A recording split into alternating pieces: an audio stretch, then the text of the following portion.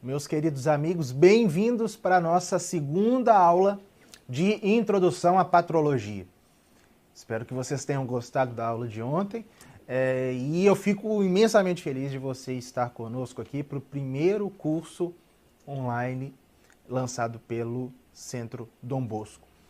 Enfatizo que é importante que vocês fiquem até o último dia, durante esses 5 dias, até a sexta-feira, porque na sexta-feira nós teremos uma surpresa muito especial, somente para os que estiverem online, e já adianto que não é nenhum curso que nós iremos oferecer.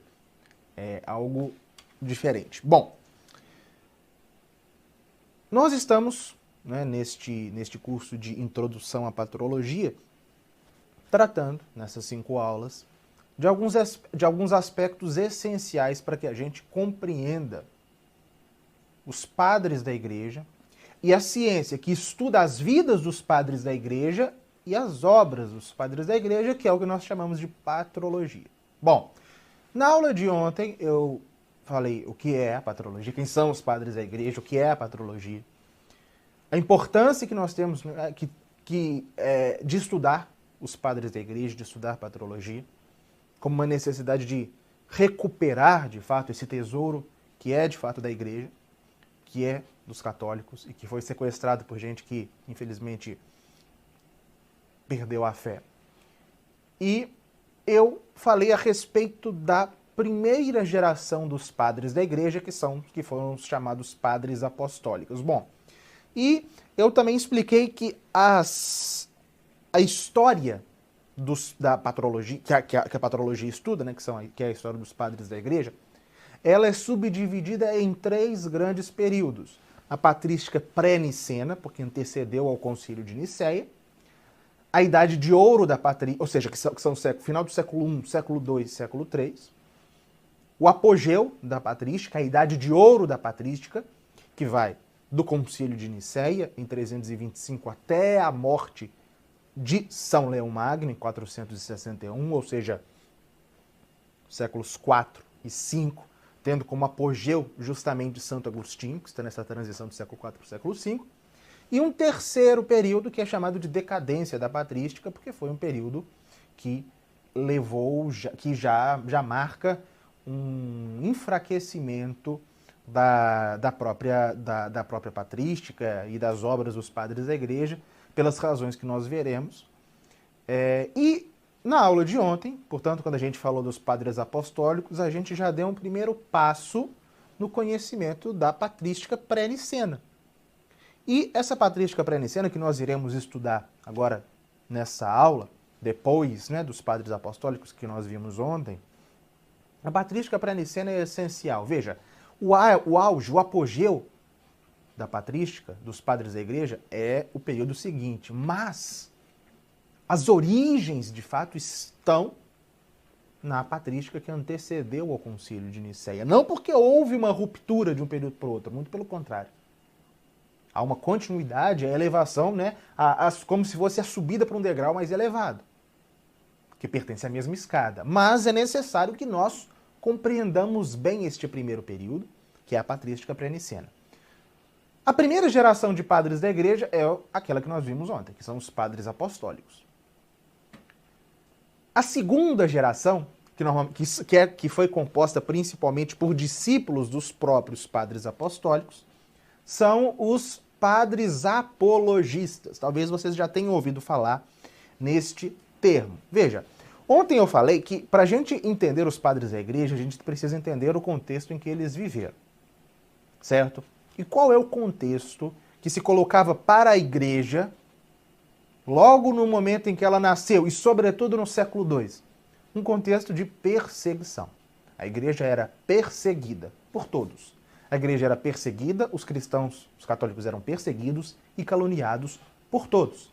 Por pagãos, por judeus, por todos que não compreendiam o que era de fato o cristianismo e viam o cristianismo como uma séria ameaça e espalhavam uma série de boatos a respeito do cristianismo. Normalmente vocês talvez já tenham ouvido falar dos boatos que circulavam no Império Romano a respeito da fé cristã, a respeito dos católicos. boatos de canibalismo, a respeito de canibalismo, de infanticídio, da prática de orgias. Se dizia que os cristãos eram inimigos do império, que os cristãos conspiravam contra o imperador, que os cristãos eram ateus porque não adoravam os deuses das cívitas da cidade, os deuses romanos, enfim. Os católicos, eles eram objeto de um sem número de calúnias que levavam a duras perseguições, certo? E isso levou a uma reação dos primeiros escritores cristãos, que é a reação de defesa, de apologia da igreja. Vejam, os padres apostólicos, eles faziam uma espécie de catequese ad intra, para dentro. Aquelas obras que nós vimos, as cartas de Santo Inácio, a carta de São Clemente, eram escritos endereçados para cristãos. Agora, os padres apologistas, que são aqueles que superabundaram no século II, farão catequese à destra, para fora. Eles escrevem para os não cristãos. Eles escrevem para aqueles que perseguem a igreja, para que eles parem de perseguir a igreja, certo? E, vejam, eles não apenas defendem a igreja, os padres apologistas, e essa é uma das características das apologias, como nós veremos, os padres apologistas não apenas defendiam a igreja, como atacavam os cultos pagãos, atacavam o próprio judaísmo e expunham qual era, de fato, a fé católica, e mostrando que ela não era aquilo que diziam dela, certo? Então, e uma característica já dos padres apologistas é que, indiscutivelmente, eles são, do ponto de vista intelectual, um degrau acima dos padres apostólicos. Os padres apostólicos, apesar de toda a importância da grandeza, da santidade, da importância deles, é indiscutível que os padres apologistas já são homens com uma formação intelectual mais robusta. Muitos haviam sido estudantes, estudiosos em escolas de filosofia antes de se converterem, ou seja, eram homens cultos, a maior parte deles. Já era uma geração de homens cultos que estavam dentro da igreja, né? E eles conheciam as doutrinas pagãs. Essa é uma nota muito comum das apologias, como eu falei. Eles não apenas defendem a igreja, eles atacam o paganismo, porque eles conhecem o paganismo. Eles sabem os absurdos das religiões pagãs, a qual os católicos deveriam aderir. Eles conheciam isso. E por isso atacam, mostra quão absurdas são essas falsas religiões. E essas apologias, elas são preciosíssimas, justamente por causa disso, não apenas como um documento histórico. São documentos preciosos, porque, vejam, apesar de eles,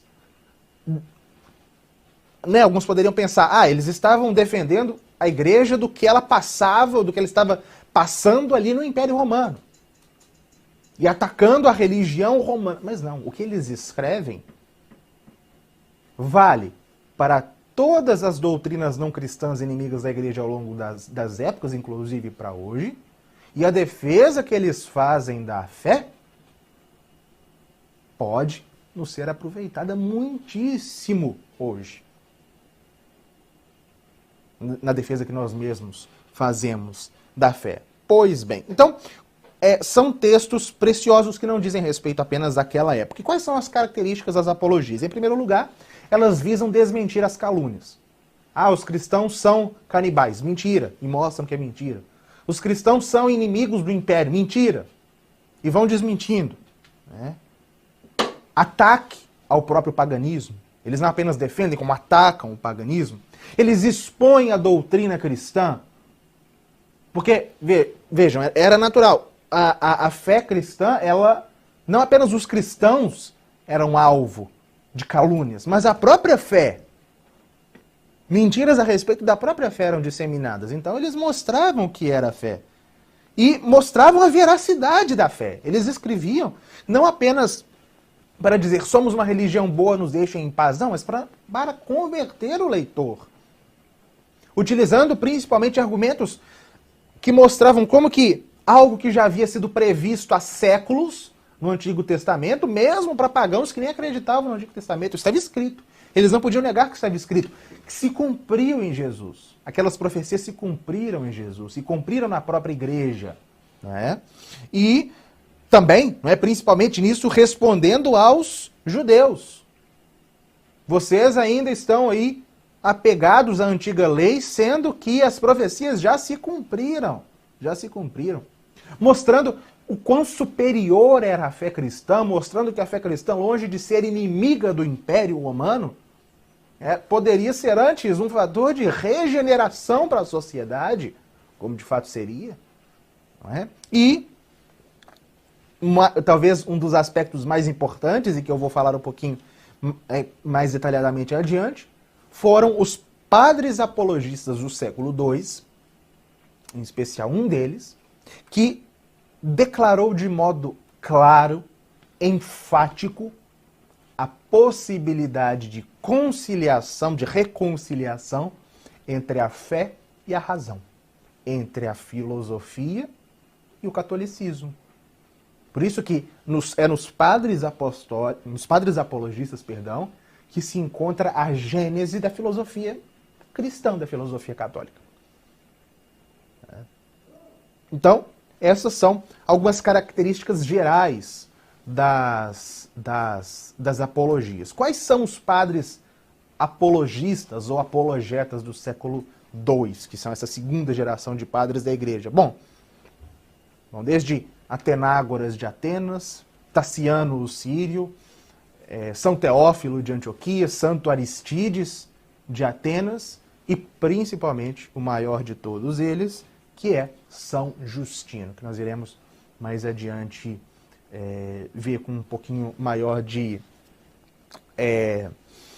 cuidado.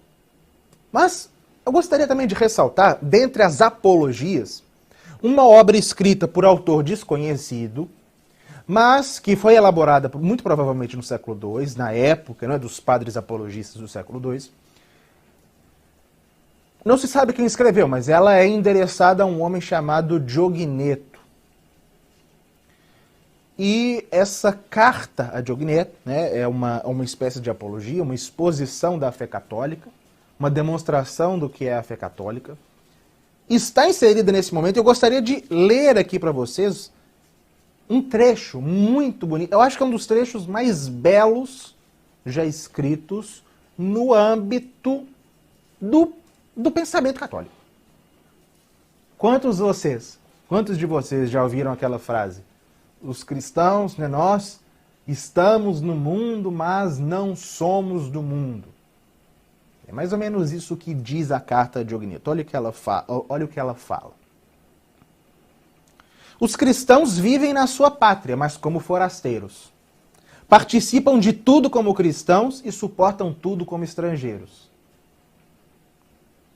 Toda pátria estrangeira é pátria dos cristãos.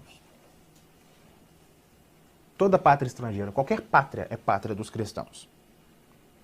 Eles casam-se como todos e geram filhos, mas não abandonam os recém-nascidos. É o que faziam os pagãos. Os pagãos, quando não abortavam, quando não adotavam métodos contraceptivos acessíveis da época, eles faziam algo que era conhecido como expor os recém-nascidos, abandonar os recém-nascidos. Os cristãos não fazem isso. Eles põem a mesa em comum, mas não o leito. Eles estão na carne, os cristãos estão na carne, mas não vivem segundo a carne. Moram na terra, mas têm sua cidadania no céu. Obedecem às leis estabelecidas, mas com sua vida ultrapassam as leis. Isso mais tarde Tertuliano iria mostrar. Os cristãos, eles cumprem as leis. Só que as leis estão enraizadas nos corações deles. Ou seja, eles ultrapassam o que é próprio da lei, que é externo, está dentro deles. Ou seja, eles nem sequer precisariam da lei. Não é? Enfim, em poucas palavras, Assim como a alma está no corpo, assim os cristãos estão no mundo. A alma está espalhada por todas as partes do corpo e os cristãos estão em todas as cidades do mundo. A alma habita no corpo, mas não procede do corpo. Os cristãos habitam no mundo, mas não são do mundo.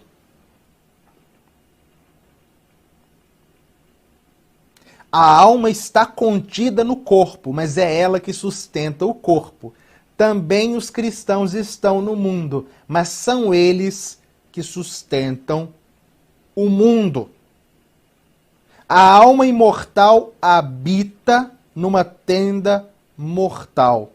Também os cristãos habitam como estrangeiros em moradas que se corrompem, esperando a incorruptibilidade nos céus. Maltratada em comidas e bebidas, a alma torna-se melhor. Também os cristãos, maltratados a cada dia, mais se multiplicam. Tal é o posto que Deus lhes determinou, e não lhes é lícito deles desertar. O que ele está querendo dizer? Assim como a alma está no mundo, está no corpo, dando-lhe vida, do mesmo modo, os cristãos estão no mundo, sustentando o mundo. Do mesmo modo como o corpo se rebela contra a alma, também, o mundo persegue os cristãos. E mesmo assim, se o corpo existe é por causa da alma, e se o mundo existe é porque há cristãos que estão no mundo, mas que não pertencem ao mundo.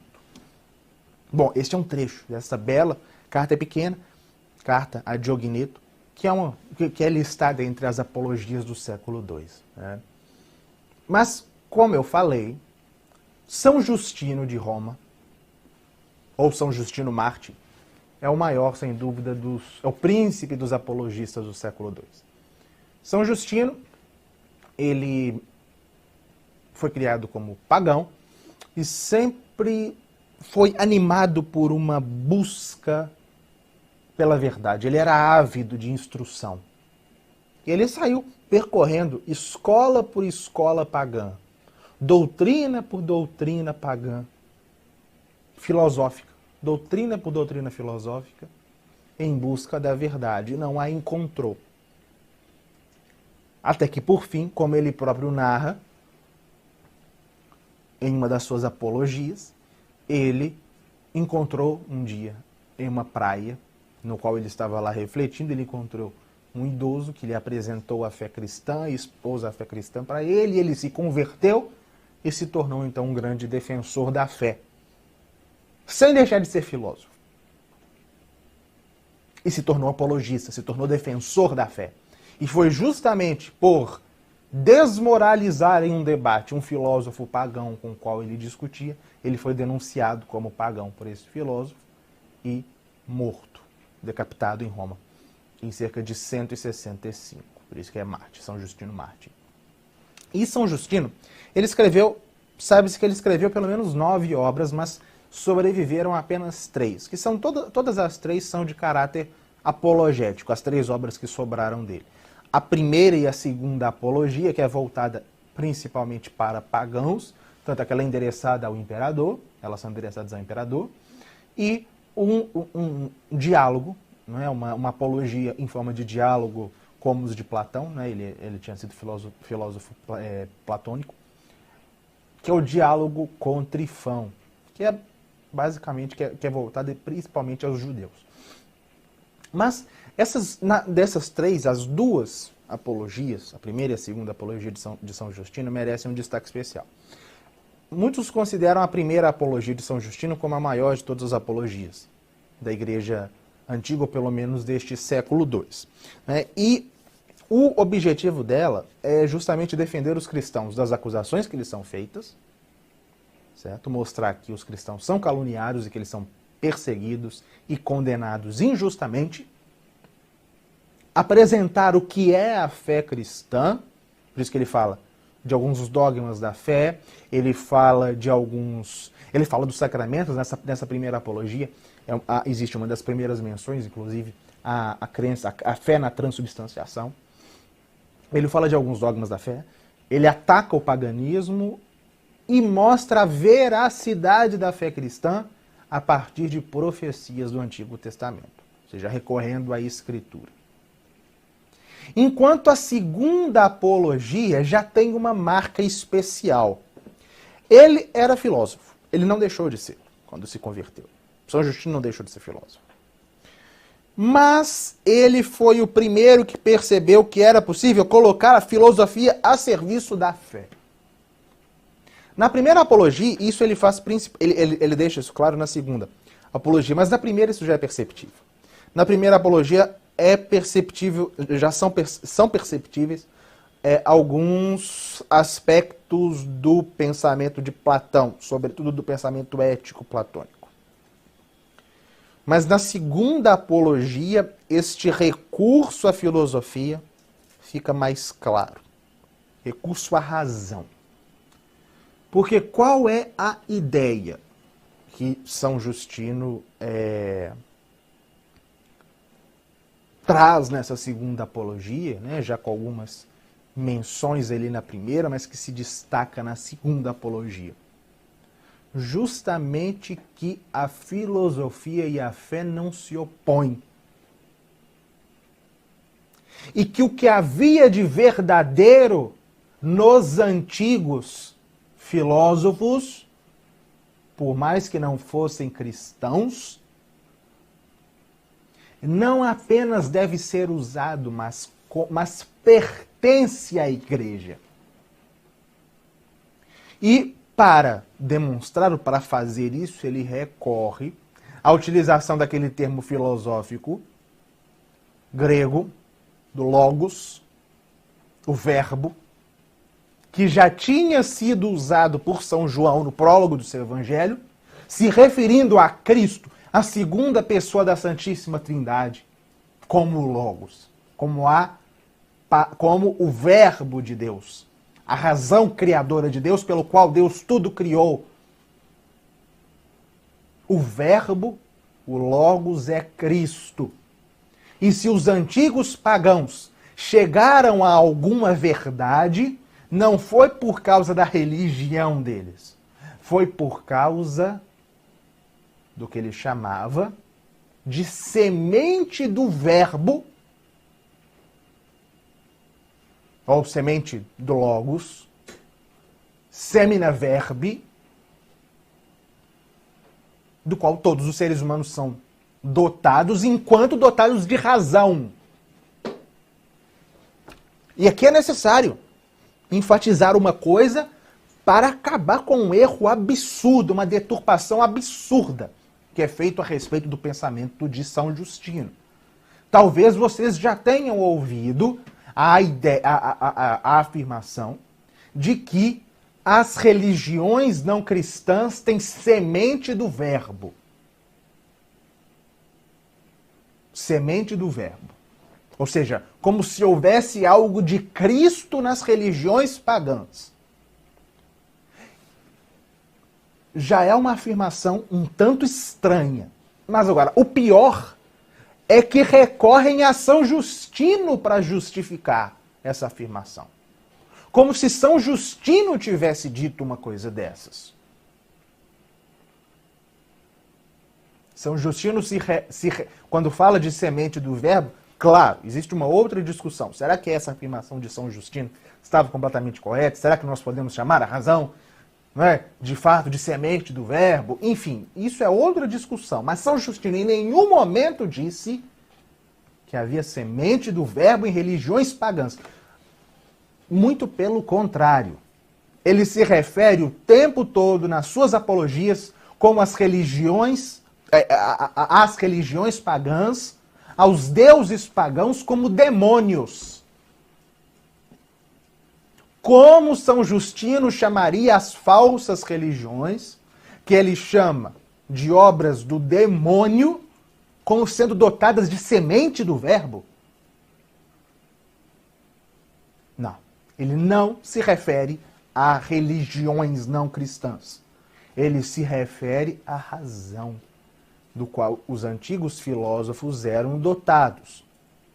De modo que, independente se esse argumento dele é totalmente correto ou se merece, né, uma complementação para ficar... Enfim, não é essa a questão aqui. Pelo menos ele teve a percepção de que a razão com a qual os antigos filósofos alcançaram certas verdades pertence à Igreja, como detentora da verdade absoluta. E que não há oposição entre a fé e a razão, entre a filosofia e a teologia. Ao contrário. Ele diferencia, claro, o âmbito, né, da revelação e o âmbito da razão. São âmbitos diferentes, não são a mesma coisa, igual dizem também esses certos teólogos dos últimos tempos, que misturam o natural com o sobrenatural. Ele diferencia. Né? Não separa, diferencia. Uma coisa é uma coisa, outra coisa é outra coisa. Mas o natural está a serviço do sobrenatural. A razão está a serviço da fé. Elas, né, uma se ordena à outra. São Justino teve essa percepção, por isso que ele pode ser considerado como o pai da filosofia cristã. E é engraçado, é interessante, talvez providencial, talvez ele não tenha percebido como que não, nas suas duas apologias, a primeira e a segunda, na primeira há um recurso às escrituras muito grande, e na segunda há o recurso à razão, recurso explícito à razão. Primeiro o recurso à fé, na segunda o recurso à razão. Que é justamente o que a igreja faria de ali em diante. Bom, São Justino foi o maior dos apologistas, né?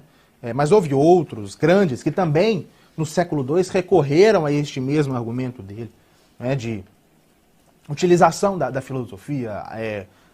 São Teófilo de Antioquia fez isso, Atenágoras fez isso no seu tratado brilhante, uma das obras patrísticas mais interessantes, eu acho, que é o Tratado sobre a Ressurreição dos Mortos, no qual ele tenta demonstrar racionalmente a necessidade, não apenas a possibilidade, mas a necessidade da ressurreição.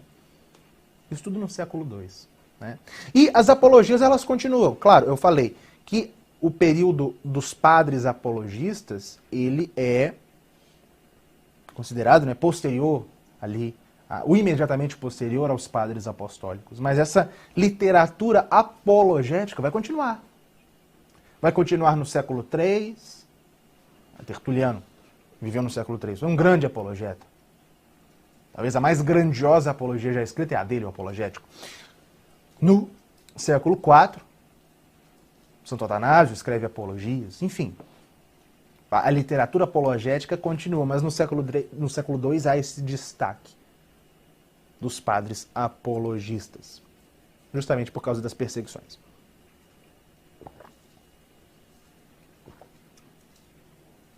E no final do século II,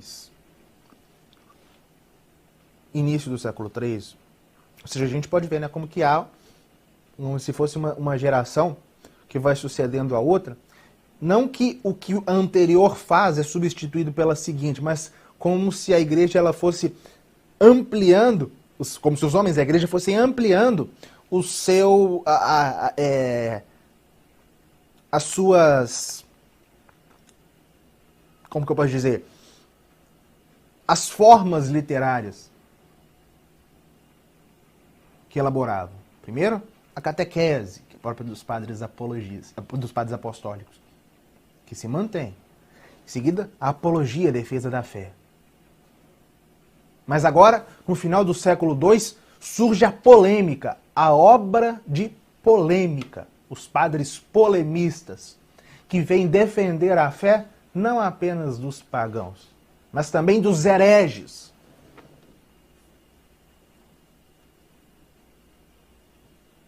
Vejam, a defesa da fé em relação aos hereges é algo que remonta à época apostólica, isso é claro. A gente vê, por exemplo, São Pedro e São Paulo combatendo Simão Mago. A gente sabe que muitos dos livros do Novo Testamento escritos por São João tiveram como objetivo combater os gnósticos, que já surgiam no final do século I. Os padres apostólicos mesmo, Santo Inácio de Antioquia, eu falei ontem, cheio de citações. A gente pode citar várias passagens dele atacando, não comunguem com os hereges, xingando mesmo os hereges.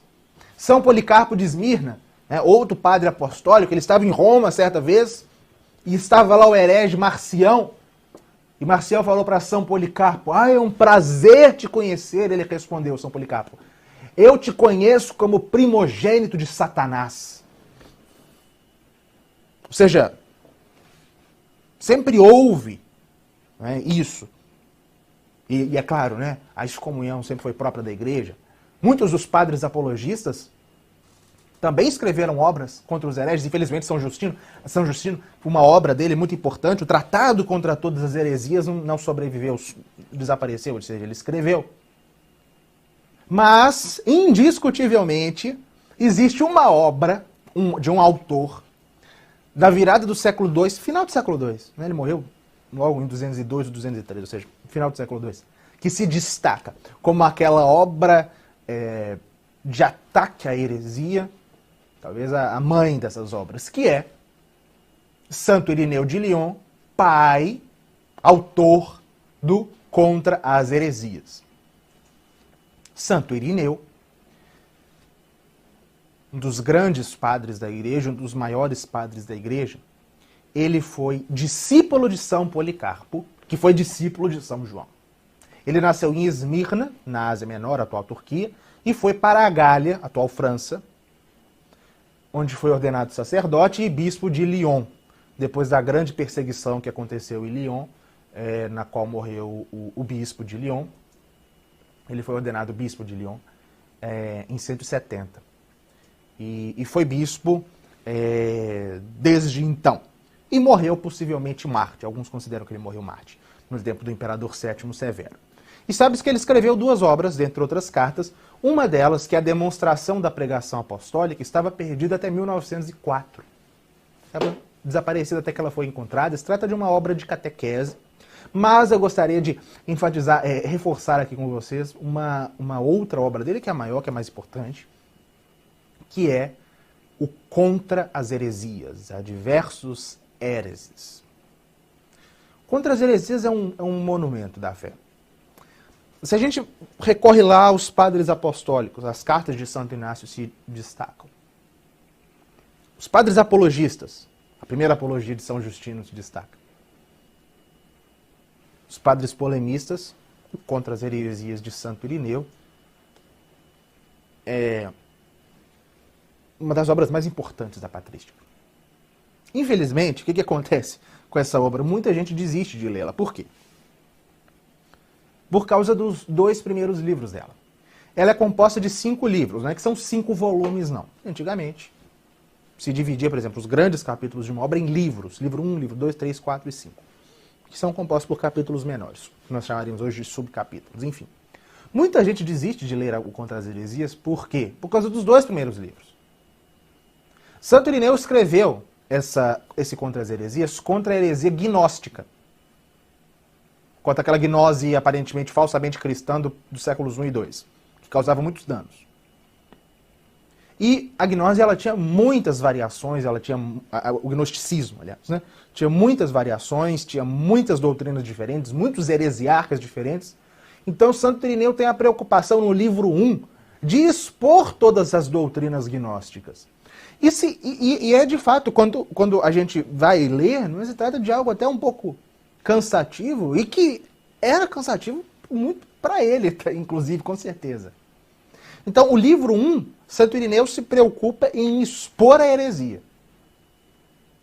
No livro 2, ele, ainda sem recorrer à fé, ele mostra as contradições internas do gnosticismo. Agora, os livros 3, 4 e 5, que são os mais importantes. E são aqueles que Santo Irineu tinha como objetivo escrever contra o gnosticismo, mas que na verdade se trata de uma refutação antecipada de todas as heresias. O livro 3 se trata de... no livro 1, Santo Irineu expõe o gnosticismo, no livro 2 ele mostra as contradições internas do gnosticismo, e no 3 ele já entra no âmbito do pensamento propriamente católico. No livro 3, ele se serve da tradição para mostrar que a igreja detém a verdadeira regra de fé e que é necessário, para ser cristão, crer com a igreja. No livro 4, ele mostra a continuidade do Antigo e do Novo Testamento, isso do âmbito exegético é fundamental para todas as gerações posteriores. E no livro 5, ele fala a respeito dos últimos tempos, do fim do mundo, trata de coisas de doutrina escatológica. E como, igual eu falei, ele é uma refutação antecipada de todas as heresias, desde o protestantismo até o modernismo. Todos estão refutados lá por Santo Irineu no século II, no Contra as Heresias. Mas como a gente não pode falar aqui com detalhes a respeito dessa obra tão grandiosa, eu gostaria de trazer alguns aspectos do livro 3, que talvez seja aquele que, talvez o mais importante, do ponto de vista de combate, de polêmica. Ele recorre, antes de mais nada, a uma autoridade para refutar a heresia, que é a autoridade da igreja. Ele diz, né? A igreja católica, ela detém a fé verdadeira, ela tem autoridade porque recebeu a autoridade dos apóstolos. Ela tem a única fé verdadeira e vivificante e comunica aos seus filhos essa fé. E, uma coisa muito interessante, ele deixa claro que são duas as regras de fé. Não apenas uma, são duas as fontes da revelação. Não apenas uma. Uma fonte da revelação é a Escritura. E é inclusive no livro 3 de Contra as Heresias que há a primeira menção expressa dos 4 evangelhos canônicos. Ele fala, no final do século II, ele diz, a igreja aceita 4. Mateus, Marcos, Lucas e João. Ou seja, a Escritura é uma fonte da revelação. Mas existe também uma segunda, que é inclusive primeira cronologicamente, que é a tradição. Ele diz, foi dos apóstolos que a igreja recebeu o evangelho. Primeiro pregado e depois posto por escrito. A tradição antecede a escritura no tempo, né? Ele diz, abre aspas, e se os apóstolos não tivessem deixado as escrituras, não se deveria seguir a ordem da tradição que transmitiram aqueles aos quais confiavam as igrejas?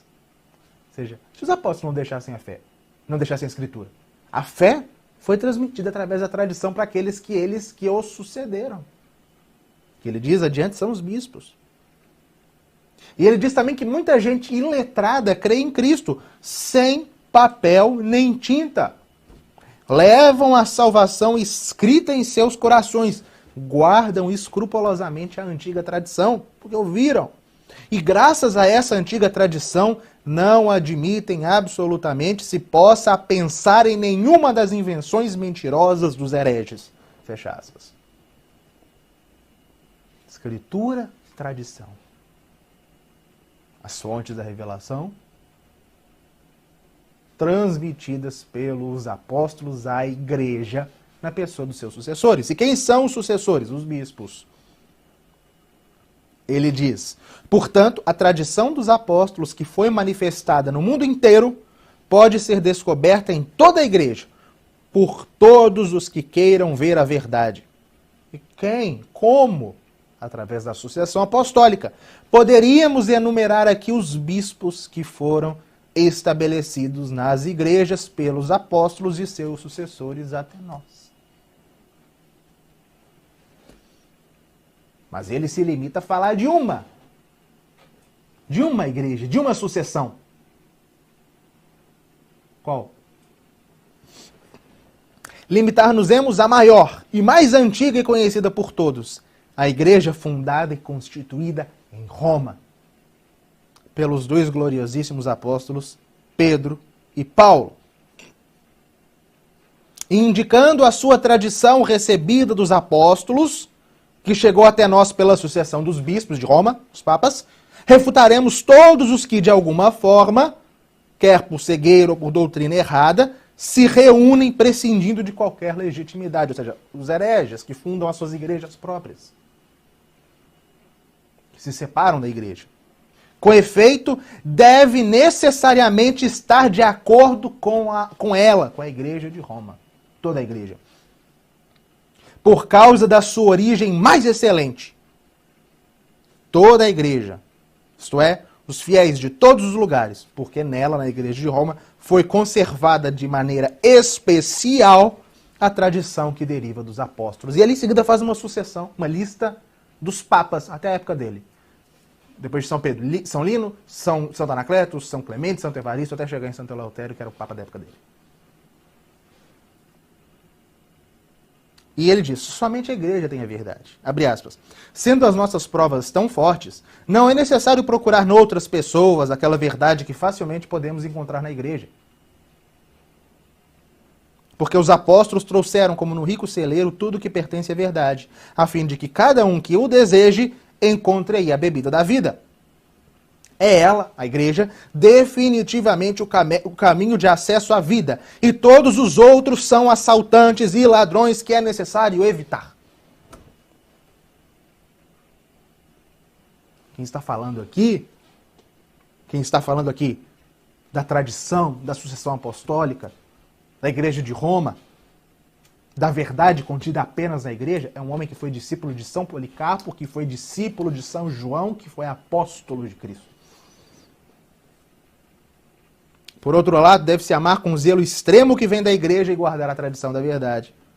Ora, se surgisse alguma controvérsia sobre questões de máxima importância, não se deveria recorrer às igrejas mais antigas, às dioceses mais antigas, onde viveram os apóstolos, para saber delas sobre a questão em causa, o que é líquido e certo? Fecha aspas. Ou seja, ele deixa claro que a regra de fé é o que a igreja ensina. Um último aspecto que eu gostaria de pontuar aqui a respeito da doutrina de Santo Irineu. A doutrina dele a respeito de Nossa Senhora. Do mesmo modo como ele enfatiza o papel de Cristo como novo Adão, ele enfatiza o papel de Maria como nova Eva. Isso está principalmente está nos livros 3 e 4 do Contra as Heresias. Do mesmo modo como Eva desobedeceu, como virgem, outra virgem obedeceu.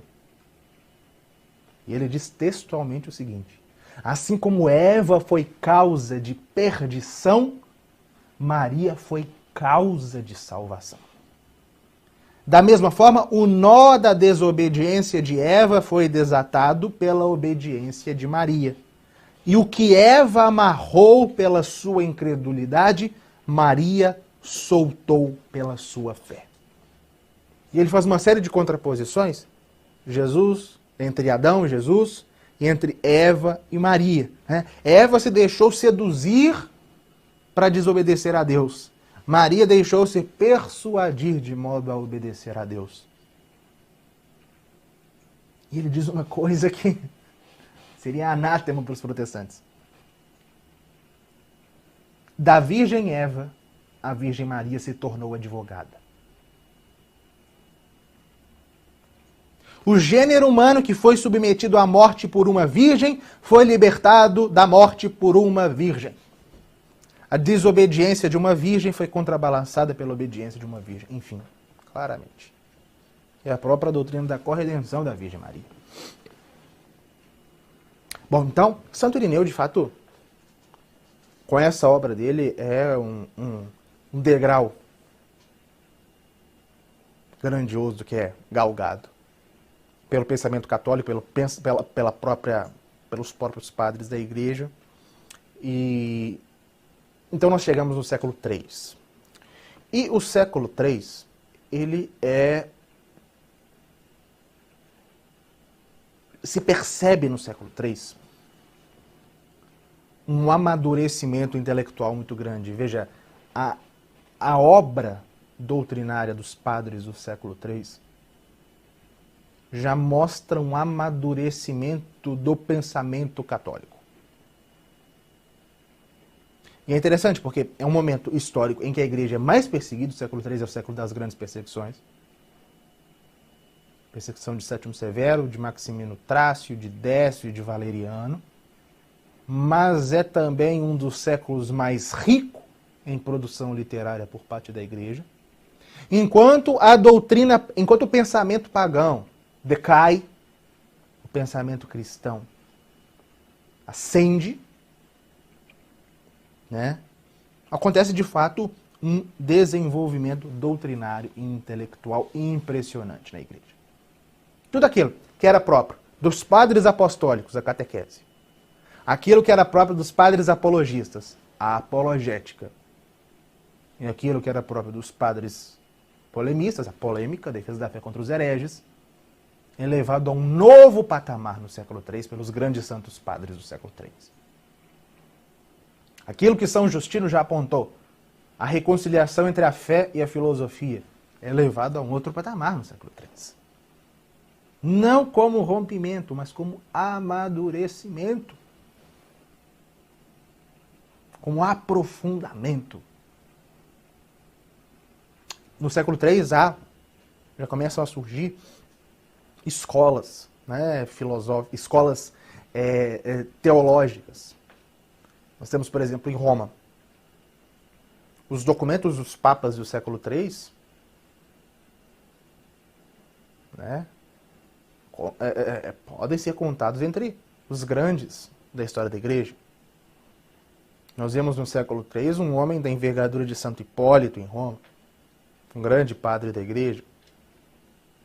Mas neste século III, a Igreja, do ponto de vista intelectual, os padres da Igreja, né, são dois centros que se destacam: Cartago e Alexandria. Um de língua latina, de padres latinos, que é Cartago, na África, província da África, atual Tunísia, e Alexandria, metrópole do Egito, que são padres gregos, de língua grega. Cada uma com as suas particularidades. O que a gente vê nas obras da chamada Escola de Cartago é aquele espírito latino mais prático, espírito romano mais prático, enquanto a gente percebe na Escola de Alexandria aquele espírito grego mais especulativo se manifestar. Não que haja uma oposição, muitos enfatizam uma oposição entre a Escola de Cartago e a Escola de Alexandria. Uma era voltada para a ação, para o apostolado, a outra era voltada apenas para a especulação. Isso é falso. Mas existe, de fato, né, uma característica própria de cada uma dessas duas escolas que antes se complementam do que se opõem. Na Escola de Cartago, dois se destacam. Um deles é Tertuliano. Tertuliano que nasceu em 160, morreu em 220. Tertuliano, ele era pagão, tinha sido advogado, né? Ele se converteu ao cristianismo aos 30 anos, foi ordenado padre e depois que ele se converteu, ele passou 20 anos lutando incansavelmente pela fé. A única coisa que importava para Tertuliano, aquele colérico de sangue ardente que ele era, que infelizmente não era dotado de humildade, mas o que importava para ele mesmo era a lei de Deus e o triunfo da Igreja. Infelizmente, no final da vida, por causa do próprio rigor dele, que já era manifestado em algumas obras dele, o levou a incorrer em uma heresia rigorista, que era o montanismo, e acabou cismando-se, fundando uma igreja à parte, morreu cismático, infelizmente. Mas houve um período de 20 anos no qual ele foi católico de fato, e no qual ele escreveu 35 obras, 35 livros. Claro, uns maiores, outros menores, mas defendendo a igreja do que ele chamava das víboras. Quem eram as víboras para Tertuliano? Os judeus, os pagãos, os hereges. Ele não poupava ninguém. Escreveu obras morais. Infelizmente seria neste âmbito que ele iria posteriormente cair, né? Incorrer em rigorismos inaceitáveis. Escreveu obras doutrinárias, de teologia, de dogma. escreveu obras polêmicas contra os hereges, contra Práxias, sabelianista, contra os outros hereges que surgiam na época. E escreveu também obras apologéticas. E de todas as obras dele, talvez uma que se destaca é o Apologético. Talvez seja a obra mais... talvez seja a apologia mais bem feita, mais bem escrita. Se trata, igual eu falei, assim como as cartas de Santo Inácio de Antioquia, cada linha é um tesouro. O Contra as Heresias de Santo Irineu, cada linha é um tesouro. O Apologético de Tertuliano também, cada linha é um tesouro. Ali há referências a tudo. Para alguém que é estudioso de direito, estudioso de história, estudioso de filosofia, estudioso de literatura e estudioso de teologia. Ali tudo isso no Apologético.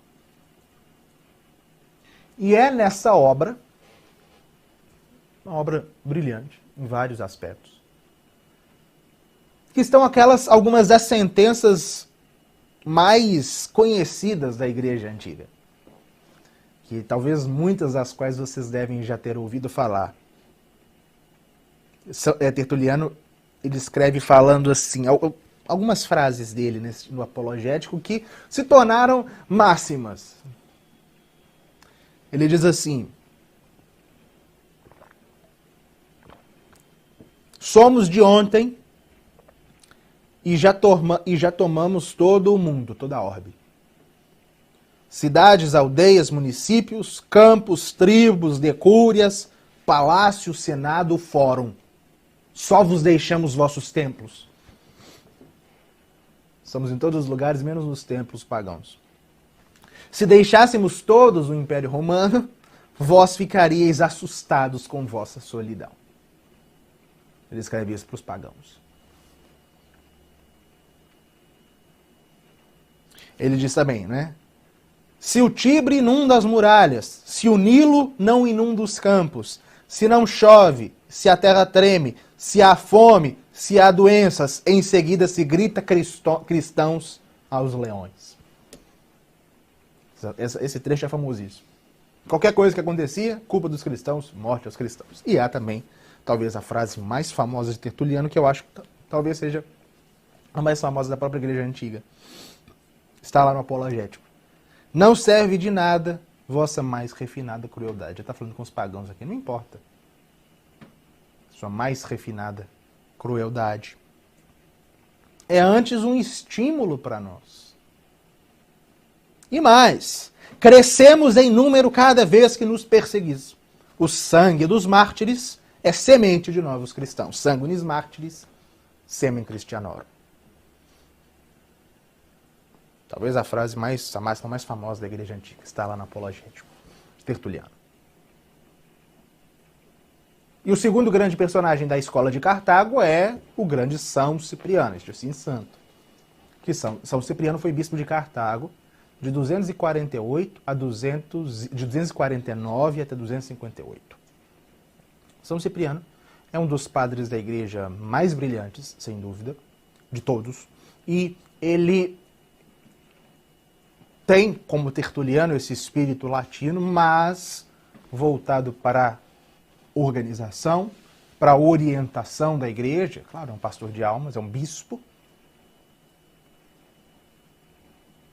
Ele viveu durante duas terríveis perseguições, a perseguição de Valeriano, a perseguição de Décio, em primeiro lugar, a qual ele pensou em se entregar, mas por uma inspiração divina ele se escondeu.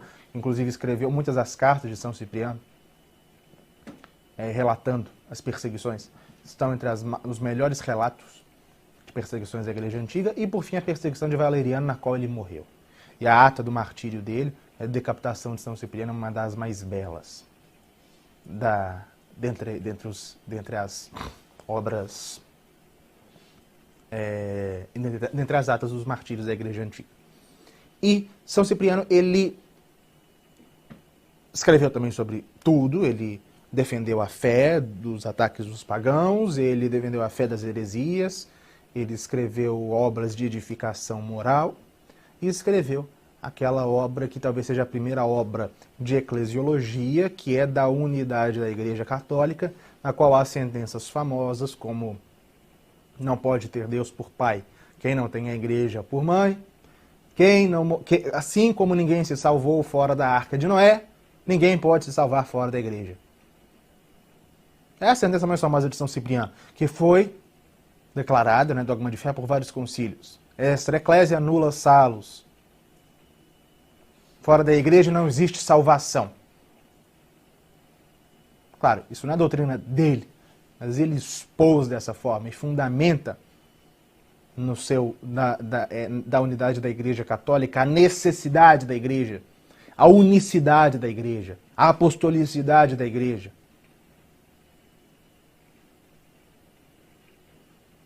Enfim. Então, São Cipriano e Tertuliano estão entre os dois grandes padres da escola de Cartago. Mas, ao mesmo tempo, se desenvolvia a chamada escola de Alexandria, que é uma escola propriamente dita, uma escola mesmo. A escola de Alexandria, desenvolvida jamais com o espírito grego, como eu falei, muitos acabam incorrendo em um exagero, dizendo que a escola de Cartago é voltada para as coisas práticas e que os alexandrinos são apenas preocupados com a especulação e que não tem nenhuma preocupação prática. Isso é falso.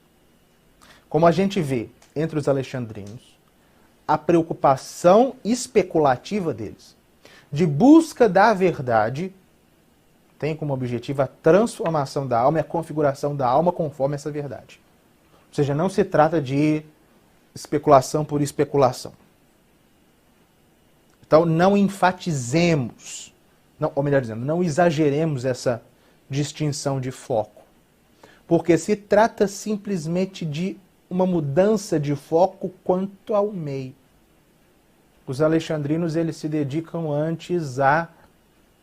mais ao papel da busca e do conhecimento da verdade, sobretudo através da filosofia, sobretudo não, né? Mas incluindo a filosofia na busca pela verdade e pela contemplação de Deus e a transformação da alma conforme Deus. Isso é próprio dos alexandrinos, que é próprio do gênio especulativo grego, que é um pouco diferente do latim, do romano. Bom, mas uma marca da escola de Alexandria e dos dois grandes mestres dessa escola é uma preocupação com a educação. São padres da igreja preocupados. Claro, a educação é a missão da igreja, não é? Porque Cristo enviou a igreja para ensinar, a igreja é mestra. E os alexandrinos tiveram essa preocupação de educar. A escola catequética de Alexandria é feita para educar, para formar almas. Essa é a preocupação dos alexandrinos. Os alexandrinos têm a preocupação de formar almas, conforme a verdade. Foi com este intuito que no final do século II, São Panteno fundou a chamada Escola Catequética de Alexandria, que teve, no começo do século III, como diretor, um personagem, assim, que é, infelizmente, pouco considerado, que é relativamente pouco conhecido no renascimento do catolicismo que está acontecendo no Brasil, mas que deveria ser melhor conhecido, que é o grande Clemente de Alexandria. Clemente, que foi chamado por São Jerônimo de um dos mais cultos dos santos padres, um dos mais eruditos da sua época. Clemente, ele foi diretor da Escola Catequética de Alexandria no começo do século III. Né? Morreu em 215. E ele quis fazer da Escola Catequética uma autêntica universidade. Universidade pela multiplicidade das matérias ensinadas, mas todas ordenadas para o mesmo fim, que é esse fim, o objetivo é levar os homens à contemplação da verdade e à transformação conforme a verdade. Por isso que a preocupação de Clemente, que é o primeiro educador católico e um dos maiores da história, é justamente formar almas conforme Cristo. E ele era um grande conhecedor da filosofia, da cultura antiga, e ele quis transpor, e ele conseguiu transpor, aquele ideal grego de paideia, de formação completa do ser humano para a igreja. Só que fazendo uma paideia cristã, com um fim próprio cristão, que é levar os homens à contemplação de Deus. Ele dedica a sua vida a isso. Os três livros de Clemente, as três principais obras dele, que é uma trilogia, são 3 passos nesta jornada que ele quer empreender. O primeiro livro, Protrético, ou Exortação aos Gregos, é um livro que exorta a conversão. É uma apologia. É uma apologia do Logos, do Verbo. Ele canta a grandeza do Logos, ele ataca os cultos pagãos. Enfim, é uma apologia. Um chamado para a fé. O segundo livro, O Pedagogo, que é um livro lindíssimo. Livro lindíssimo. Repleto, assim, uma refutação prévia do arianismo, ele enfatiza muito ali a divindade de Cristo. O Pedagogo, ele mostra como os cristãos devem viver. E por fim, os Estrômatos, que é a obra mais robusta, ele fala, que é um terceiro passo, né, da educação, que é os degraus mais elevados do próprio conhecimento da fé, no qual ele enfatiza sobretudo a necessidade da filosofia, a possibilidade e a necessidade da igreja assimilar a filosofia. Tudo com um objetivo muito claro, que não é meramente especulativo e nem gnóstico, do ponto de vista herético, porque ele fala, né, o verdadeiro gnóstico, seja aquele verdadeiro, a pessoa realmente que alcança o verdadeiro conhecimento, não são os hereges, são os cristãos, né? Ele utiliza essa expressão, a verdadeira gnose é a cristã. Mas, enfim, para não criar uma confusão, deve-se evitar esse tipo de afirmação. Mas ele fala, o que há de mais belo dentre os bens deste mundo é a educação. A educação, o meio pelo qual os seres humanos são formados. E quando a educação é trazida para a igreja?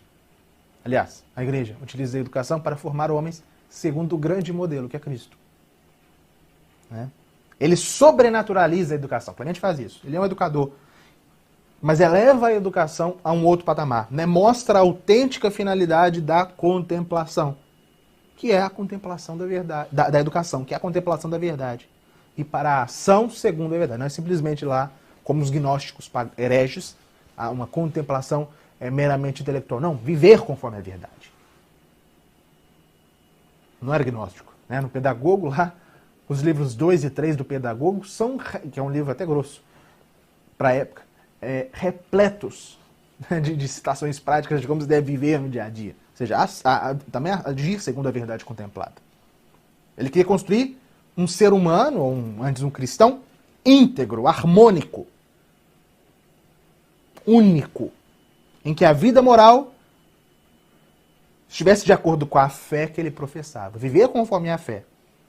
Por isso que ele falava, né? Não é possível crer em uma coisa e viver de um modo distinto àquilo que você queria. Não, ele queria formar um ser humano único, íntegro. A vida cristã envolve toda a existência. Implica a prática constante do que Deus ensina, em tudo. O que ele quer, na verdade, é construir um homem segundo Cristo. Mas quem faz isso? Pergunta ele. Eu? Não. O Logos. O Logos é o educador. O Logos é o pedagogo. Cristo é o pedagogo. Que nos mostra o caminho e nos conduz à verdade. Se revela a si mesmo e nos molda segundo a sua doutrina e segundo si mesmo. E ele enfatiza muitíssimo neste caminho aquilo que São Justino já apontara. São Justino fez esse apontamento: a filosofia deve ser assimilada pela Igreja. Clemente o faz, sobretudo nos estrômatos. A filosofia a serviço da Igreja. Algo que, por exemplo, homens como Tertuliano, lá em Cartago na mesma época, não admitiam. É uma discussão que surgiu, e que posteriormente seria a vitória, propriamente dita, seria mesmo dos alexandrinos. A filosofia a serviço da Igreja.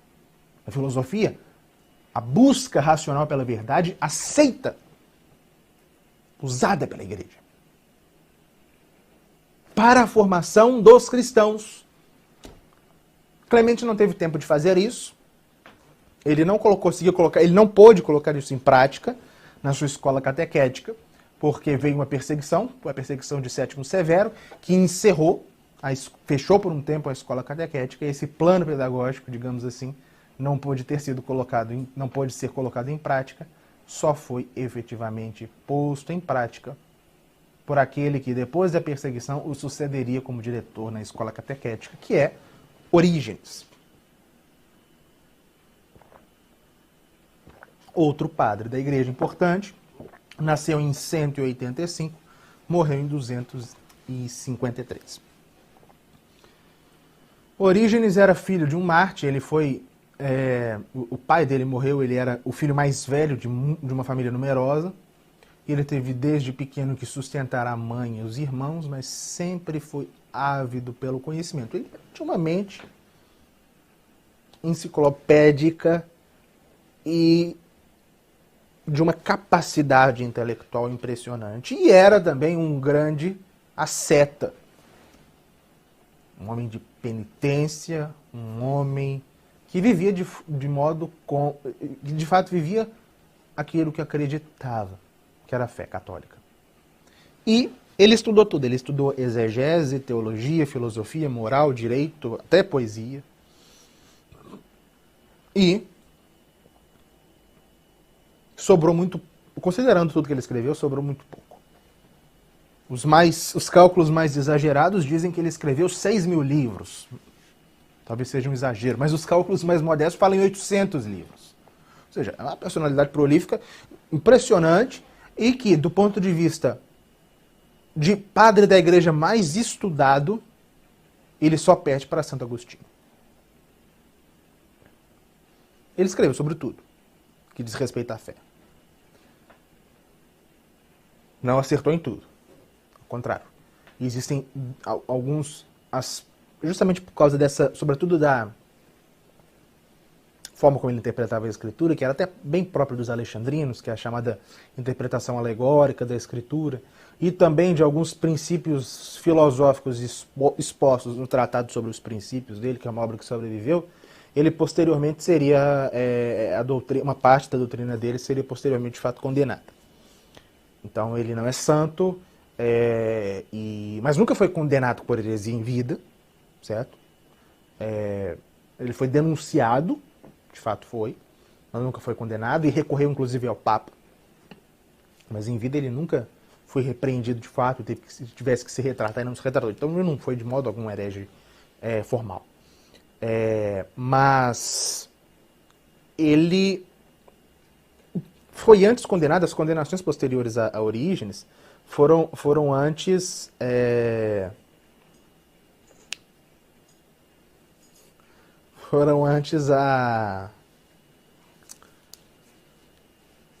ao pensamento dos origenistas, dos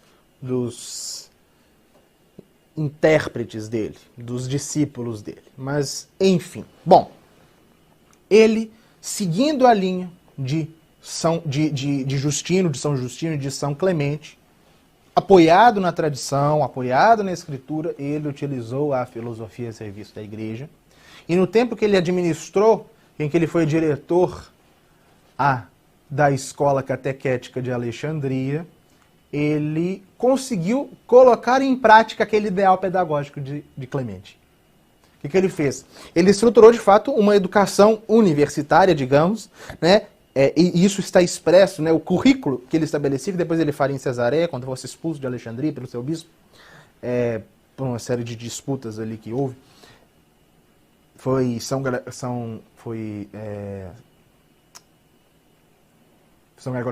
Taumaturgo, se não me engano, foi ele mesmo, que escreveu uma carta em defesa de Orígenes, expondo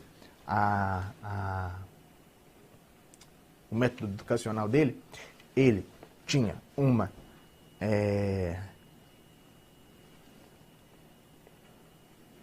como início, ele utilizava as disciplinas encíclicas para moldar as almas,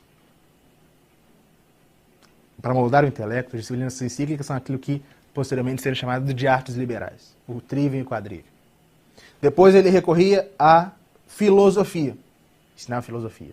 Ele ia passando por filósofo, mostrando a verdade e a falsidade do que havia em cada filósofo. Em seguida ele partia para a teologia natural, até que chegava a teologia sagrada. Este era o método educacional que ele propôs e que seria posteriormente, em grande medida, utilizado pelas escolas medievais. Orígenes teve, este mérito de construir um método pedagógico. E as obras que ele escreveu, sobretudo em matérias exegéticas, seriam para sempre referenciais na igreja. Apesar, de algumas delas conterem certos erros. Não é um autor que pode-se simplesmente ler. Claro, eu falei da necessidade de bons manuais, mas, sobretudo, Orígenes é necessário ler, mas com muita cautela e muito bem formado na fé. Pois bem. Então, estes 4 homens,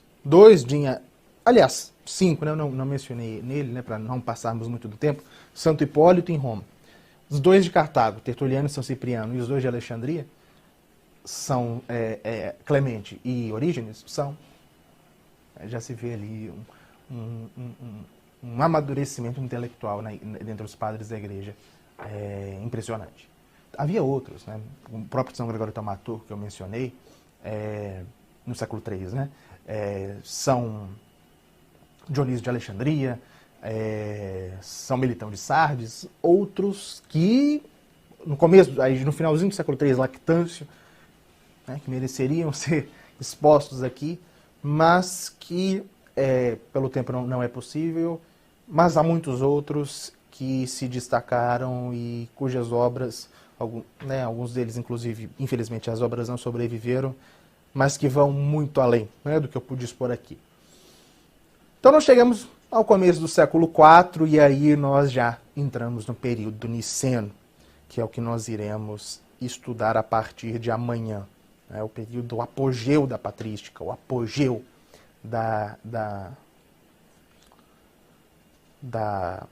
dos padres da igreja, e, enfim, estudar os padres dos séculos IV e V é de fato algo muito grandioso, que nós faremos a partir de amanhã. Agora eu vou responder algumas perguntas que foram feitas durante a live. O Emanuel perguntou se algum padre apologista falou sobre o sedevacantismo. Não, Emanuel, não falou. Não falou, não. A Carla perguntou se eu iria abordar no curso sobre São Jerônimo. Amanhã eu falarei São Jerônimo. O João perguntou, por que nos seminários atuais se desvaloriza o estudo da patrística se ela é importante para a formação dos futuros padres? Bom, João, eu não sei qual seminário, mas eu vejo que, na verdade, a patrística é muito usada hoje justamente de modo equivocado. Não se estuda a patrística em muitos lugares porque é difícil, então não se busca muito estudo de nada. Mas, quando se utiliza, na verdade, se utiliza para atacar a fé católica. Ou seja, se estuda de modo errado. Foi o que eu falei ontem. O Vinícius perguntou se algum dos padres apologetas foram contemporâneos de algum dos apóstolos. Sim, no tempo, sim. tempo, sim. Porque muitos padres apologistas nasceram na segunda metade do século I, certo? Então, provavelmente Santo Aristides, o próprio São Justino nasceu no final do século I, então foram contemporâneos, mas discípulos dos apóstolos propriamente ditos, não. O William perguntou se eu acho que hoje... Veja, os discípulos dos apóstolos são os padres apostólicos, e os primeiros padres apologistas foram discípulos dos padres apostólicos, né? Se eu acho que hoje, com ataques constantes à igreja, há necessidade de sermos apologistas para blindar a nossa fé e gerar a conversão de pessoas que não têm acesso à visão correta da igreja? Sim, sim, óbvio. Isso não é apenas hoje, mas em todas as épocas. Então, a apologia é fundamental. O que eu estou fazendo aqui, de algum modo, é apologia. Estou defendendo a fé, de algum modo. Não estou, claro, atacando erro por erro ou expondo a fé de modo simplesmente catequético, mas todos nós, claro, devemos fazer isso. Nos formar na fé, como eles fizeram, e defenderam a nossa fé. Isso é fundamental. Daniel perguntou, qual a importância da apologética diante dos ataques dos inimigos internos da igreja? Veja, no âmbito do... Não sei se você está perguntando a respeito... Volta a pergunta, por favor. Não sei se você está perguntando a respeito dos inimigos internos da igreja na época dos padres apologistas ou hoje. Mas é porque se utiliza na linguagem de patrologia mais a utilização padre polemista para apontar a defesa da fé em relação àqueles que são hereges. Mas a apologética, a exposição da fé verdadeira, a polêmica é de fato uma forma de apologética, só que uma apologética ad intra, para dentro, para aqueles que estão dentro da igreja causando danos à igreja, que são os hereges. Então, a apologética, a defesa da fé é fundamental, não apenas para defender a igreja dos ataques do mundo, como também daqueles que estão dentro dela, semeando o erro, né? Então, a gente pode chamar de apologética essas duas formas. Os padres da igreja, normalmente, eles são chamados de apologistas ou polemistas por causa disso. Polêmica seria discussões a respeito da fé propriamente dita, ou seja, contra os hereges. Mas é uma forma de apologia. Ricardo perguntou se São Basílio escreveu carta aos jovens sobre a utilidade da literatura pagã. Tem como discorrer sobre? Sim, Ricardo, mas vou anotar o seu pedido e falarei amanhã, certo? Que amanhã nós iremos falar de São Basílio. Então, peço que você esteja, que nós iremos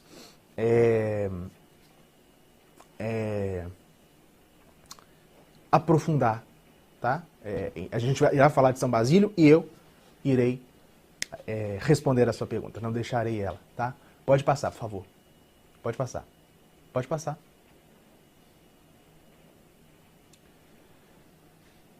O Muhammad perguntou, há algum apologeta que perscrutou o problema atual de cristãos que dizem obedecer a Cristo, mas não precisam da igreja? São os desigrejados? Há algum apologeta que possa lançar a luz sobre esse problema atual? É o que eu falo, não é apologeta, não, Isso é Santo Irineu aqui, ó. Veja os padres apostólicos, todos sempre. Olha aqui, ó, Santo Irineu falando. Sendo as nossas provas tão fortes, não é necessário procurar em outras pessoas aquela verdade que facilmente podemos encontrar na igreja. Porque os apóstolos trouxeram, como num rico celeiro, tudo que pertence à verdade. E a igreja detém a única fé verdadeira, vivificante, e comunica a seus filhos. Ou seja, é a fé da igreja desde sempre. Veja, pessoal, os apologistas, na verdade, eles estavam defendendo Quando eu estou falando dos padres apologistas, então vocês vão batendo muito nessa tecla, os padres apologistas são aqueles que defendiam a fé dos inimigos, dos pagãos, dos judeus, aqueles que atacavam a fé de fora. Agora, essa gente que se diz cristã e semeia fora, São Cipriano, por exemplo, na sua unidade da Igreja Católica, ele fala da necessidade da igreja o tempo todo. E daqueles que vão procurar fora o que só tem dentro.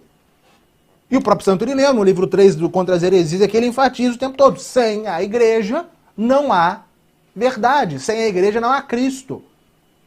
Quem não tem Deus por pai, não tem a igreja por mãe. Isso responde a sua pergunta. Perdão, quem não tem a igreja por mãe, não tem Deus como pai. Isso responde. Pode passar. Pode passar.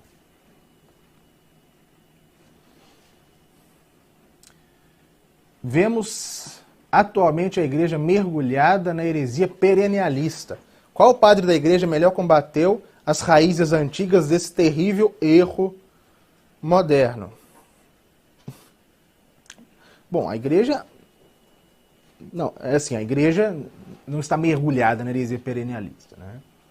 Existe gente que semeia esse tipo de erro na igreja. Deixa isso claro, né? A igreja ela não se corrompe. Veja, o perennialismo é caudatário da antiga gnose. Então, apesar de o grande combatente da gnose ser o Santo Irineu, no seu Contra as Heresias, talvez as obras de Santo Agostinho a respeito do conhecimento, a respeito da verdade, a respeito do meio para se encontrar a verdade, talvez seja o padre da igreja aquele que fulmina, de fato, a heresia perennialista. Mas, se vocês pararem para pensar, esses dois autores que eu citei aqui agora, independentemente do erro em questão, se a gente assimila o que escreve Santo Irineu a respeito da necessidade da igreja, e se a gente assimila o que diz São Cipriano a respeito da necessidade da igreja, acabou. Acabou o perennialismo. Porque o perennialismo, de algum modo, pressupõe a existência de uma verdade religiosa fora da igreja.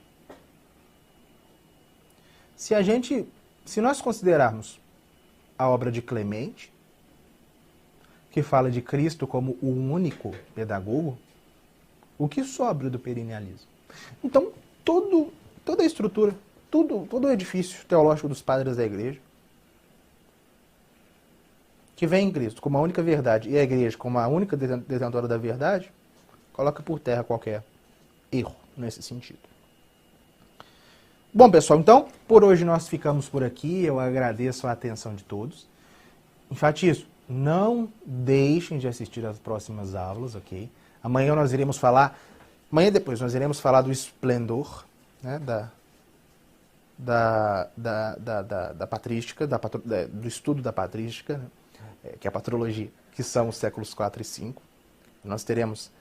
Amanhã nós iremos falar dos grandes padres do século 4. E na quinta-feira nós iremos falar só sobre o apogeu da patrística, que é Santo Agostinho. E, último dia, enfatizo, né, estejam aqui para a nossa surpresa, que será apenas para os que estiverem aqui no momento. Não é que vierão depois, não. No momento. Então, fiquem com Deus. Vamos encerrar com uma Ave Maria. Em nome do Pai, do Filho e do Espírito Santo. Amém. Ave Maria, cheia de graça, o Senhor é convosco. Bendita sois vós entre as mulheres, e bendito é o fruto do vosso ventre, Jesus. Santa Maria, Mãe de Deus, rogai por nós, pecadores, agora e na hora de nossa morte. Amém.